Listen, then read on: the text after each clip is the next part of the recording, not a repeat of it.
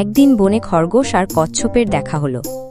খরগোশ খুব দ্রুত দৌড়ায়, আর কচ্ছপ হাঁটে আস্তে আস্তে। এই কচ্ছপ, তুই তো একেবারে ধীর গতির। আমার সঙ্গে দৌড় প্রতিযোগিতা করবি? না, আমার ইচ্ছে নাই। কেন?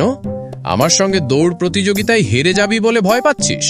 না, ভয় পাচ্ছি না, তবে তুমি এত করে বলছো, দেখা যাক কে জেতে। পরদিন বনে প্রতিযোগিতার আয়োজন হলো। সব প্রাণী জড়ো হলো। খরগোশ ও কচ্ছপ পাশাপাশি দাঁড়ালো। দৌড় শুরু হতেই খরগোশ বিদ্যুতের মতো দৌড়ে গেল, আর কচ্ছপ আস্তে আস্তে এগোতে লাগলো।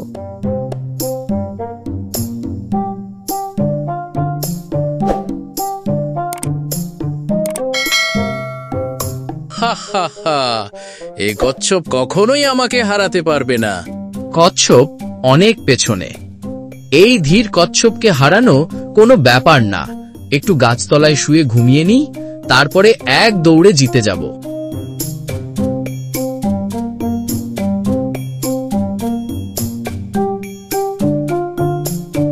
খরগোশ গাছের নিচে ঘুমিয়ে পড়ল, আর কচ্ছপ থামল না।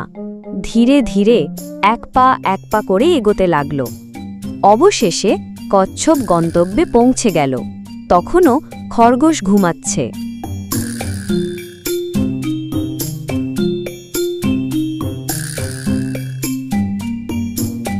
এই খরগোশ, তুই এখনো ঘুমোচ্ছিস?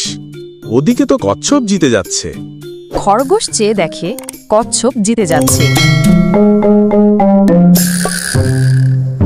তাড়াতাড়ি দৌড় শুরু করলো, কিন্তু কোনো লাভ হলো না।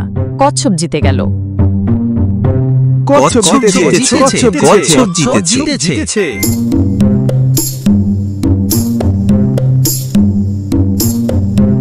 আহা, আমি অহংকার আর অলসতার জন্য হেরে গেলাম।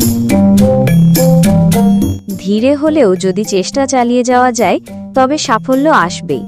অহংকার আর অতিরিক্ত আত্মবিশ্বাস সবসময় ক্ষতির কারণ।